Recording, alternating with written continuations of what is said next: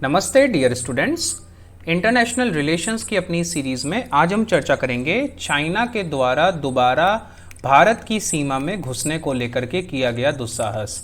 जी हाँ, जैसा कि आपको पता है कि 15 जून की रात को, ठीक है, 15 और 16 जून की रात को चाइना की पीपल्स लिबरेशन आर्मी, जिसे PLA के नाम से जानते हैं, और चाइना का ऑफिशियल नेम है PRC, people's republic of China, तो इसने भारत के क्षेत्र में घुस करके भारत की जमीन हड़प ली थी।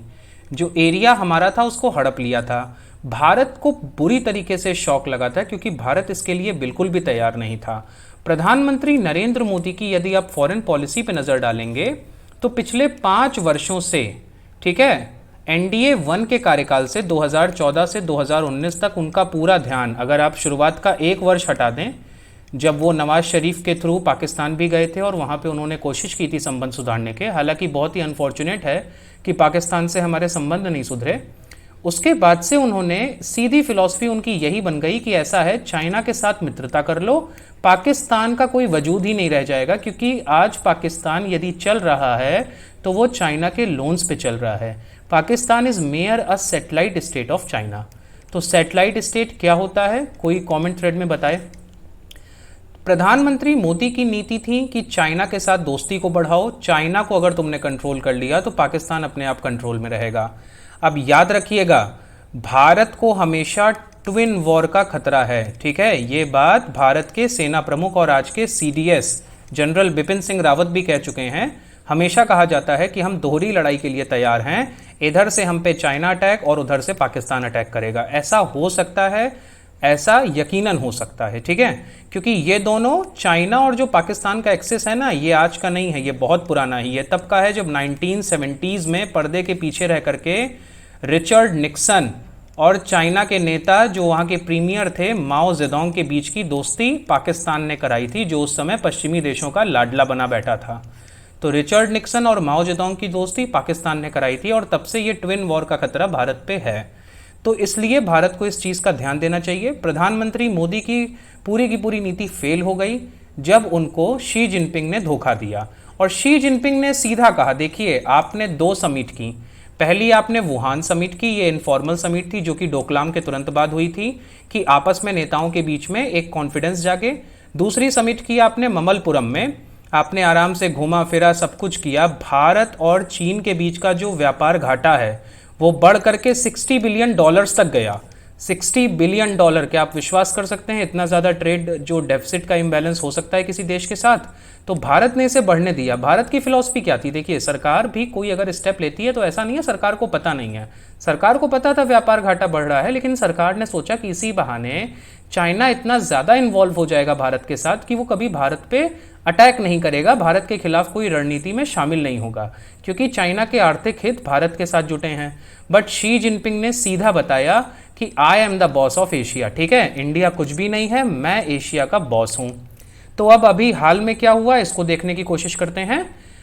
29 अगस्त और 30 अगस्त को रात को जैसी कि खबरें आ रही हैं, अर्धरात्रि का समय होता है तो इसे दोनों टाइम मान लिया जाता है, पैंगोंग सो लेक, अभी हम आगे नक्शे में देखेंगे, जो कि पूर्वी लद्दाख क्षेत्र में आती है, वहां पे फिर से गलवान वैली जैसे क्लैशेस जो हुए थे 15 जून को, उसका रिपीटिशन हुआ क्या, देखिए, चाइनीज आर्मी ने फिर से कोशिश की कि हम भारत को एक सडन अटैक करके, भारत पे हम अचानक से हमला करेंगे और भारत की सेना तो तैयार नहीं होगी। ठीक ऐसा ही 15 जून की रात को हुआ था, भारत बिल्कुल भी तैयार नहीं था। भारत की जो सेना थी वहां पे नंबर्स भी उसके बहुत कम थे, जिस सेक्टर पे भारतीय सेना पे सीधे हमला किया गया था। हालांकि उस समय भी चाइनीज सैनिक मारे गए थे, लेकिन जो 2 दिन पहले हुआ उससे भारतीय सेना का मनोबल यक जरूर बढ़ा है और चाइना का मनोबल टूटा है। भारत की सेना ने यहाँ पे देखिए पूरा का पूरा वैसी ही प्लानिंग करके रखी थी, और इनका तरीका क्या होता है, इनका तरीका होता है सलामी स्लाइसिंग का। सलामी स्लाइसिंग की टैक्टिक क्या होती है कि पहले तो आप क्षेत्र को डिवाइड कर लो और उसके बाद वहां पे डिवाइड करके पूरा का पूरा एरिया को कैप्चर कर लो, ठीक है, तो ये सलामी स्लाइसिंग होती है। चाइना का रोल क्या होता है इसमें, मैं अभी आपको समझाता हूं। देखिए, मान लीजिए ये चाइना का बॉर्डर है, ठीक, ये चाइना है और ये इंडिया है। तो चाइना यदि यहां से घुसता है ना, तो चाइना यहां से घुसता हुआ ये इतनी दूर आ जाता है, यहां तक आ गया, मान लीजिए चाइना इस पॉइंट तक आ गया, ओके। तो अब जब इधर से इंडिया इसको खदेड़ना चालू करेगा तो चाइना पूरा नहीं जाएगा, चाइना यहां तक जाएगा, इस पॉइंट पे जाके चाइना रुक जाएगा और ये नया बॉर्डर बन जाएगा। तो कुछ तो गेन किया ना चाइना ने। आप देख रहे हैं ना, ये इतनी दूरी जो है चाइना ने गेन कर ली। तो चाइना की हमेशा से नीति यही रही है कि ज्यादा आगे बढ़ो, थोड़ा सा पीछे हो जाओ, जो बचा हुआ हिस्सा है वो तो तुमने गेन कर लिया। ये पहले भी चाइना ने किया है, लेकिन देखिए इस बार ये समझने वाली बात थी कि चाइना 1962 में भी घुसा, चाइना के साथ 1967 में भी क्लैशेस हुए, डोकलाम हमने इतना बड़ा किया चाइना के साथ 2017 में 16 में, ये पूरा का पूरा विषय हुआ, ठीक है, भूटान की वो पूरी चुंबी वैली और सिक्किम की घटना। लेकिन चाइना हमेशा पीछे मुड़ जाता था। इस बार चाइना पीछे मुड़ने को तैयार ही नहीं है। चाइना भारत की जमीन को हड़प के बैठा हुआ है। भारतीय सेना ने इस बार पूरी तरीके से एक प्री एम्प्टिव यानी कि पहले से तय की गई एक पूरी की पूरी कार्रवाई की, जिससे चाइना की जो इंटेंशन थी उसको झटका लगा। चाइना ने सोचा था कि भारतीय तैयार नहीं होंगे, भारतीय सेना तैयार बैठे थी। भारत की सेना का सीधा सीधा स्टेटमेंट है कि हम शांति चाहते हैं और हम ट्रैंक्विलिटी चाहते हैं, पूरा शांति हम चाहते हैं बॉर्डर पे, कि जो एलएसी है हमारी ये शांत रहे। लेकिन यदि आपने हमारी सीमा पर आंख उठा करके भी देखा तो हम अपनी टेरिटोरियल इंटीग्रिटी के लिए पूरी की पूरी तरह से भारत माता की रक्षा के लिए लड़ेंगे। डिफेंस सोर्सेस ने कहा है कि जो अभी के क्लैश हुए हैं ना, ये एकदम नए क्षेत्र में हुए हैं, चुशूल सेक्टर में। अभी मैं आपको नक्शे में दिखाऊंगा चुशूल सेक्टर कहां पे है। मई से चले आ रहे हैं ये क्लैशेस, और अब ये चिंता का विषय हो चुका है क्योंकि चाइना तो अंदर घुस के बैठा है और चाइना पीछे नहीं जा रहा। चाइना को पीछे खदेड़ने का एक ही तरीका है कि इस पूरी, अब चलिए मैप पे चलते हैं। देखिए यहां पे अब हम आपको बताएंगे, ये पूरा का पूरा अक्साई चीन का क्षेत्र है, ये डिस्प्यूटेड है। यहां पे पहला क्षेत्र है गलवान वैली, दूसरा है पेंगोंग सो लेक, तीसरा है डेमचौक और चौथा है नाथुला। ये नाथुला नहीं है, नाथुला एक पास है जहां से भारत और चीन के बीच में ट्रेड होता है सिक्किम में। नाथुला नहीं है, नाकुला है, याद रखिएगा। इन 4 जगहों पे 15 जून और 16 जून की रात को चाइना के साथ हमारे क्लैशेस हुए थे, ठीक है। अब ये बीच का पूरा अगले मैप पे चलते हैं। पूरा जो बॉर्डर है चाइना और भारत का जो डिस्प्यूटेड है, ये 3488 किलोमीटर लंबा है, और विश्व में आज तक किसी 2 देश के बीच का ऐसा बॉर्डर नहीं है जो इतना लंबा बॉर्डर हो और जो डिस्प्यूटेड हो, जिसपे अभी तक तय ना हो पाया हो कि कौन सी सीमा कहां की है। अब इस बॉर्डर को हम 3 हिस्सों में बांट सकते हैं। पहला है वेस्टर्न सेक्टर, जो कि अक्साई चीन से लेकर के यहां तक बेसिकली अगर आप देखोगे तो भारत का जो लद्दाख वाला यूटी बन चुका है, लद्दाख यूटी का ये क्षेत्र आता है, ठीक है। ये पूरा का पूरा क्षेत्र भारत का है। Okay, this entire is an integral part of India including PoK, including Aksai Chin and the whole Jammu and Kashmir UT and the Ladakh UT. ये आता है सेंट्रल सेक्टर का क्षेत्र। अब देखिए सेंट्रल सेक्टर के क्षेत्र में आप ध्यान से देखो तो यहां पे भारत का हिमाचल प्रदेश आता है और यहां पे भारत का उत्तराखंड आता है। सेंट्रल सेक्टर की जो 545 किलोमीटर की लंबी सीमा है ना, यहां पे कभी भी विवाद नहीं होता, ठीक है, ये चीज याद रखिएगा। आखिरी में आता है ईस्टर्न सेक्टर। अब ये बीच में नेपाल पड़ गया, तो नेपाल बफर स्टेट का काम करता है। चाइना के नेपाल के साथ भी झगड़े हैं, नेपाल की सीमा को भी हड़प के बैठा है चाइना। बेसिकली चाइना का काम क्या है, जमीन हड़पना। यहां से लेकर के यहां तक का जो सेक्टर है ये पूरा अरुणाचल और भूटान, ठीक है। सिक्किम को तो बहुत बाद में चाइना ने भारत का हिस्सा माना था, 2000 के बाद माना था ये चीज। पहले तो चाइना मानता ही नहीं था कि भारत का ये हिस्सा है। अरुणाचल को चीन अपना हिस्सा बताता है क्योंकि तवांग में जो बुद्धिस्ट संगीति एक बैठती है, असल में देखिए जो ये यहाँ का तिब्बत बुद्धिज्म है और अरुणाचल का जो बुद्धिज्म है, ये दोनों काफी सिमिलर है। तो चाइना अरुणाचल को सदर्न तिब्बत का एक हिस्सा मानता है। जब तिब्बत चाइना का है तो अरुणाचल भी चाइना का है, ऐसा चाइना का कहना है, लेकिन ये भारत का अभिन्न क्षेत्र है। ईस्टर्न सेक्टर है 1325 किलोमीटर का, वेस्टर्न सेक्टर है 1570 किलोमीटर का। यहीं पे सारा विवाद होता है। ये है बेसिकली डिस्प्यूटेड एरियाज।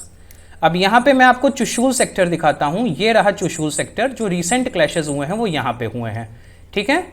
और ये आपको पता ही होगा, डारबुक श्योक दौलत बेग ओल्डी, ये जो भारत सड़क बना रहा है उससे चाइना को खतरा है। देखिए चाइना का ये है तिब्बत प्रांत और ये है चाइना का शिनजियांग प्रांत। ये अक्साई चीन की रोड है, इस रोड को देखिए आप, ये बहुत ज्यादा इंपॉर्टेंट रोड है। इस क्षेत्र पे चाइना ने, ये पूरा का पूरा जो क्षेत्र है, चाइना ने भारत का ये क्षेत्र है, इस पे कब्जा कर लिया है और ये उसका हाईवे जाता है, तिब्बत को शिनजियांग से जोड़ता है। शिनजियांग में बैठे हुए हैं वीगर मुस्लिम जिनके खिलाफ चाइना ब्रूटल ह्यूमन राइट के वायलेशन कर रहा है। इन मुसलमानों को शुरुआत से ही मुसलमान जो धर्म है पूरा का पूरा उसको छोड़ करके चीनी भाषा में ज्ञान दिया जाता है, चीनी कल्चर सिखाया जाता है, चीन के तौर तरीके सिखाए जाते हैं, चीन में आपको कैसे चीनी बन के रहना है ये सिखाया जाता है। इनके पूरे के पूरे कल्चर को चाइना तबाह कर रहा है। और दूसरा है तिब्बत, जहाँ के कल्चर को चाइना ऑलरेडी तबाह कर चुका है। ये पूरी की पूरी सरकार भारत से चलती है तिब्बत की। तो ये जो रोड है ना, इसको लेकर के चाइना को डर बहुत लगता है। शी जिनपिंग कितने भी ताकतवर हों, लेकिन हर ताकतवर इंसान की भी कमजोरियां होती हैं। भारत यहाँ पे दौलत बेग ओल्डी सड़क बना रहा है। अब जब ये भारत की सड़क ये पूरी की पूरी कंप्लीट हो गई, दारबुक श्योक दौलत बेग ओल्डी, तो यहाँ से इसकी जो दूरी है वो बहुत नजदीक हो गई। अब भारतीय सेना यदि यहाँ पे काफी मात्रा में आ जाए, मान लीजिए 10,000 से 15,000 ट्रूप्स यहाँ पे भारत के आ जाएं, तो वो बहुत जल्दी इस हाईवे को नुकसान पहुंचा सकते हैं, ऐसा चाइना का खतरा है। ठीक है, उसको डर लगता है, ये बात, इस बात का खतरा चाइना को रहता है। तो इसीलिए चाइना ने ये पूरा का पूरा अटैक किया था। कई एक्सपर्ट्स का मानना है कि ये जो भारत ने स्ट्रेटेजिक रोड्स बनाई हैं, इसकी वजह से हुआ।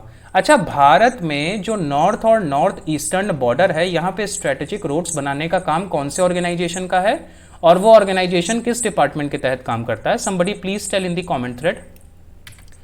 अब यहाँ पे हम पैंगोंग त्सो के बारे में पूरी देखते हैं। ये जो झील है, इसमें भारत का क्लेम है कि इसकी जो 8 फिंगर्स आपको दिख रही हैं, ये बेसिकली 8 क्या हैं? ये 8 माउंटेन्स हैं। ठीक है, जो जितना गेन कर लें, तो ये 8 माउंटेन्स हैं। भारत इसमें क्लेम करता है कि 8वें तक हमारा है, लेकिन भारत जो अपनी पेट्रोलिंग है 4थे तक करता है। और चाइना क्लेम करता है कि ये जो 5, 6, 7, 8 है, ये हमारी है। तो ये यहाँ का डिस्प्यूट है। आखिरी में आप देख सकते हो, ये ग्लोबल टाइम्स, ये चाइनीज माउथपीस है। बेसिकली ये चाइना की कम्युनिस्ट पार्टी का एक पैरेट है। ठीक है, पैरेट का काम होता है जो उसको तुम सिखा दो वही वो बोलता है, तो ये भी वही काम करता है। तो इसने भारत को कहा है कि आपने जो हमारे बीच में, भारत चाइना के बीच में जो अधिकारी लेवल की वार्ता चल रही है, आपने लाइन ऑफ एक्चुअल कंट्रोल को क्रॉस किया है यूनिलैटरली, और आप अपनी सीमा में वापस घुस जाएं।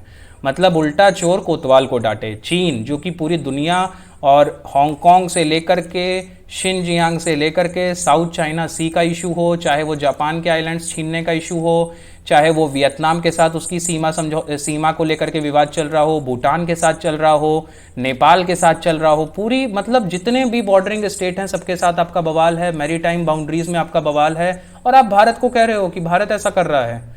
अरे भारत तो शांति से रहना चाहता है, बट आप नहीं रहना चाहते हो, तो कोई बात नहीं, भारतीय सेना ने आपको जवाब दे दिया है। देखिए यहाँ पे अक्सर होता क्या है कि माउंटेन्स के जो एरियाज है ना, ये हिमालय का क्षेत्र है। तो यदि आप इस पीक को कब्जा कर लेते हो, मान लो यहाँ पे भारत ने कब्जा कर लिया, तो अब भारत इस पूरे के पूरे क्षेत्र पे एक डोमिनेंट पावर हो जाता है, क्योंकि ऊपर से आपको जो एल्टीट्यूड होता है, जैसे 15,000 की हाइट पे ये पूरा का पूरा चुशूल सेक्टर है जहां पे ये क्लैशेस हुए हैं। तो जब आपको हाइट मिल जाती है ना, तो वहां से आप नीचे की गतिविधियों को देख सकते हो और सब कुछ समझ सकते हो। इसीलिए भारत ने सियाचिन पे कब्जा करके रखा है। सियाचिन ग्लेशियर पे जो पूरा का पूरा ऑपरेशन हुआ था, उस ऑपरेशन का क्या नाम था, कोई बताएगा आप में से मुझे? ठीक है, कमेंट में। पार्टिसिपेशन को जारी रखना है, पार्टिसिपेशन नहीं रोकना है। तो ये काम भारत ने तब सियाचिन को जीत करके किया था, जिसका हमें फायदा मिला। अब चाइना ने कोशिश तो इस बार बहुत की, देखिए। और जो मैं आपको एक बात बता रहा था कि भारत की जमीन को तो चाइना ने हड़प लिया है, ये तो सत्य है। अब भारत के पास एक जो लौता ऑप्शन है, जो कई एक्सपर्ट्स बता रहे हैं, वो ये है कि ये जो 3400 किलोमीटर की, 3488 किलोमीटर की डिस्प्यूटेड एरिया है, चलिए मैंने माना कि चाइना ने आपकी जमीन को हड़पा है। अब आप ऐसा करो कि जहां जहां चीनी पोजीशन कमजोर है इतने लंबे बॉर्डर में, वहां पे आप चाइना के अंदर घुस जाओ और चाइना की जमीन को हड़प लो। तब चाइना आकर के बैठेगा आपके साथ टेबल पे, और तब वो आपसे वार्ता करेगा, क्योंकि अभी चाइना देख रहा है कि आप इतने कमजोर हो कि आप में तो दम ही नहीं है कि आप ये काम कर सको। ठीक है, चाइना के सामने आपको मजबूत पड़ना पड़ेगा, इस बात को समझिएगा। भारतीय सेना में वो साहस है, भारतीय सेना ये काम कर सकती है। भारतीय सेना को बस एक एक्सेप्टेंस चाहिए, एक उसको पूरा का पूरा वो चाहिए। जब हम सर्जिकल स्ट्राइक और एयर स्ट्राइक जैसी चीजें कर सकते हैं, तो चाइना को सबक सिखाने के लिए हमें यही करना है, वरना ये बॉर्डर के जो डिस्प्यूट है ना, ये बने रहेंगे। चाइना तभी डरता है जब आप पूरी ताकत से उसका सामना करो, वरना चाइना आपको कमजोर मान करके आगे बढ़ता रहेगा। तो जो एक्सपर्ट्स की राय है वो यही है कि आप घुसिए, आप सीमा में जहां जहां चाइना कमजोर है वहां के क्षेत्रों पे कब्जा कीजिए, फिर चाइना को टेबल पे बैठाइए और फिर ऑफिशियल नेगोशिएशन कीजिए कि भैया अब तुम क्लियर ही कर दो कि ये 3488 किलोमीटर पे क्या तुम्हारा है क्या हमारा है। उसके बाद देखेंगे, क्योंकि आज तक तो 70 साल हो गए, ये क्लियर ही नहीं हो पाया। तो ये था पूरा का पूरा इशू भारतीय सेना और चाइना की तरफ से जो कुछ भी हुआ उसके बारे में। कोई भी अपडेट आएगा मैं इस पर फिर से आपको वीडियो के माध्यम से जानकारी देता रहूंगा। ये वीडियो आपको कैसा लगा लाइक शेयर जरूर कीजिएगा और अपने कमेंट थ्रेड को जारी रखिए। Participation is must. मैं आपसे केवल आपका पार्टिसिपेशन चाहता हूं। Feel free to comment anything. आपको इस बारे में कोई और जानकारी है तो वो भी बताएं। हो सकता है मुझे वो चीज़ ना पता हो, क्योंकि मैं भी एक लर्नर हूं और मेरे लिए भी हर चीज़ को सीखना एक अच्छी बात है। ठीक है, तो हम सबको बताइए, हमारा भी ज्ञान बढ़ाइए, अपना भी ज्ञान बढ़ाइए, उसको रिपीट करिए, रिवाइज करिए। टीम पीटी की तरफ से ये रिसोर्सेज आप ही के लिए हैं, इनमें एनरोल कीजिए और इनका लाभ उठाइए। मैं फिर मिलूंगा एक नए टॉपिक के साथ। तब तक के लिए नमस्ते, जय हिंद।